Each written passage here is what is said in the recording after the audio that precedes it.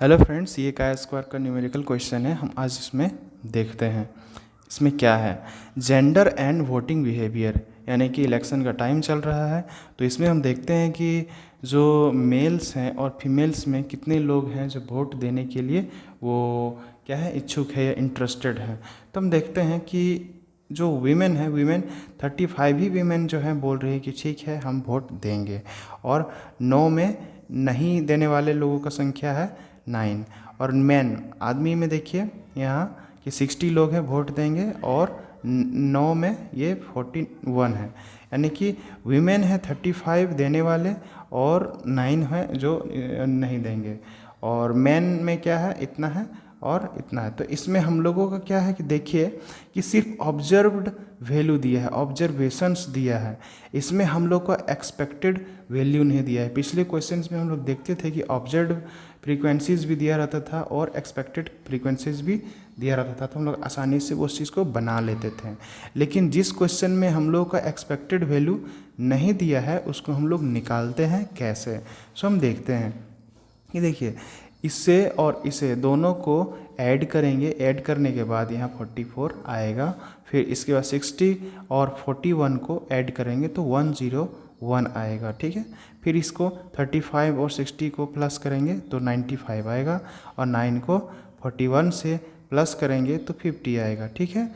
तो फिर हम क्या करेंगे, इनके जितने भी जो टोटल हैं और इनके टोटल हैं हम लोग क्या करेंगे, इसको ऐड करके 145, यानी कि टोटल जो वीमेन और मैन हैं वो कितने हैं, 145 हैं। तो हम लोग यहाँ टोटल हम लोग क्या करना है, ऐड करके यहाँ पे लिख देना है।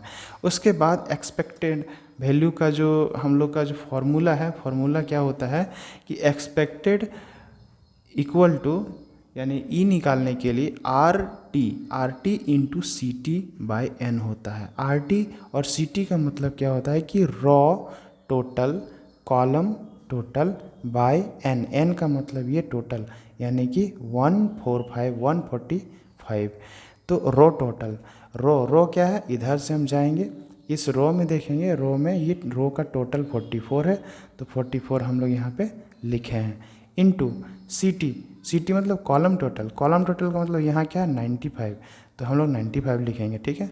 और ये एन मतलब टोटल, ठीक है। कहने का मतलब ये है कि इसको इससे मल्टीप्लाई करके ये लिख देना है नीचे, फिर दूसरे ई में इसको इसके साथ मल्टीप्लाई करके फिर 145 लिख देना है। ऐसे ही हम लोग बनाते जाएंगे, ठीक है। फिर हम लोग यहाँ पे देखते हैं कि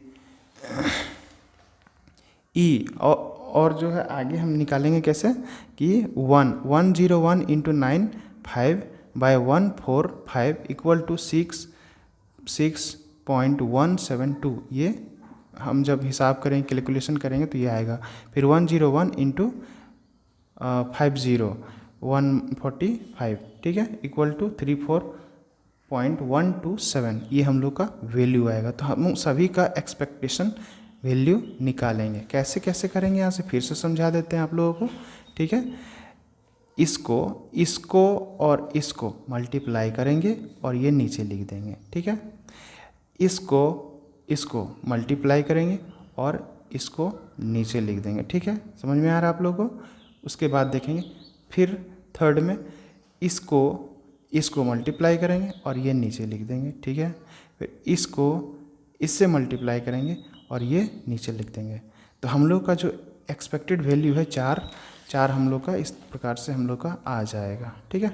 अब हम लोग जब एक्सपेक्टेड वैल्यू आ गया है, ऑब्जर्व वैल्यू हम लोग के पास था, तब हम लोग क्या करेंगे, वही टेबल बनाएंगे जैसे हम लोग पिछले क्वेश्चंस में बनाते थे, ठीक है। ओ ऑब्जर्व वैल्यू में क्या होगा, ऑब्जर्वेशंस में 35 9 60 और 41, तो यहाँ पे हम लोग ऐसे करके लिखेंगे। यहाँ ऑब्जर्व वैल्यू में क्या करेंगे 39, ऐसे पहले तो हम लोग डायरेक्ट उतार देते थे, वहाँ लिख देते थे, लेकिन अब यहाँ पे क्या करना है, ऐसे करना है 35 9 60 41, यानी कि ये ऐसे चलेगा, ठीक है। और ई का मतलब जैसे यहाँ पे ई हमारा लिखा हुआ एक्सपेक्टेड वैल्यू, वो सारा चीज़ हम यहाँ पे नीचे कॉपी कर देंगे, ठीक है। और जिस तरह से पिछले हम लोग क्वेश्चंस में बनाते आ रहे हैं वैसे ही यहाँ पे हम लोग सेम टू सेम बनाएंगे, यानी कि इसमें से इसको सब्सट्रैक्शन करेंगे, घटाएंगे, तो हम लोग को वैल्यू इतना आएगा। फिर इसको स्क्वायर कर देंगे, फिर स्क्वायर करने के बाद एक्सपेक्टेड वैल्यू से डिवाइड करेंगे तो इतना हमारा ये आ जाएगा। ठीक है, फिर इसमें से इसको सब्सट्रैक्ट करेंगे, सब्सट्रैक्ट के बाद जो वैल्यू आएगा यहाँ पे, उस वैल्यू को यहाँ पे लिखेंगे, स्क्वायर करके स्क्वायर कर देंगे। स्क्वायर करने के बाद हम लोग क्या है, एक्सपेक्टेड वैल्यू से डिवाइड कर देंगे, हम लोग का वैल्यू इतना आएगा।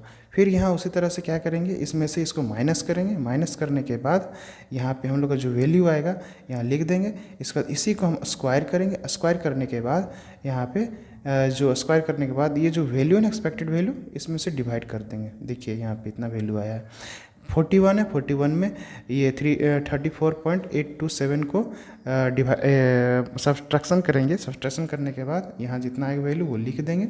लिखने के बाद इसी का स्क्वायर ये है, और स्क्वायर यहाँ पे क्या, स्क्वायर में से ये जो वैल्यू है यहाँ पे, इसमें से डिवाइड कर देंगे एक्सपेक्टेड वैल्यू। ठीक है, अब यहाँ हम लोग को ये सारा चीज़ लिख लिए। लिखने के बाद आया जो भी वैल्यू, अब सबको सबमिशन कर देंगे। काय स्क्वायर का फॉर्मूला था सिग्मा ओ माइनस ई का होल स्क्वायर बाय ई। तो हम लोग क्या करें, इसे इन सभी को जोड़ेंगे तो हम लोग का क्या आएगा आंसर, ये यानी कि 5.5 आएगा। तो ये कैलकुलेटेड वैल्यू है, हम लोग कैलकुलेशन किए हैं, कैलकुलेटेड वैल्यू है। फिर हम आगे देखेंगे इसमें क्या करते हैं। देखिए यहाँ पे कैलकुलेटेड वैल्यू हम लोग का क्या आया था, 5.5 आया था। ठीक है, अब यहाँ डिग्री ऑफ फ्रीडम निकालेंगे। डिग्री ऑफ फ्रीडम में क्या होता है कि कॉलम वहाँ पे हम लोग का कितना था, कॉलम हम लोग का कॉलम -1 रो -1, कॉलम हम लोग का 2 था, 2 में से 1 घटाएंगे, 2 में से 1 घटाएंगे, उसके बाद 1 1 आएगा, 1 × 1 = 1 आएगा।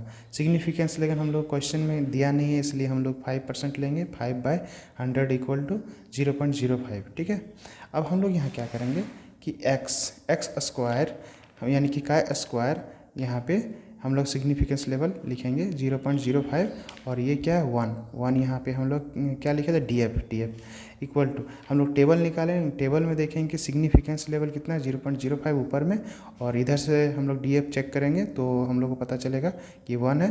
तो 1 से मैच करेंगे, और वो 0.5 के वहाँ पे जब मैच करेंगे दोनों तरफ से, तो हम लोग को वहाँ आएगा 3.84, ये टेबुलेटेड वैल्यू है।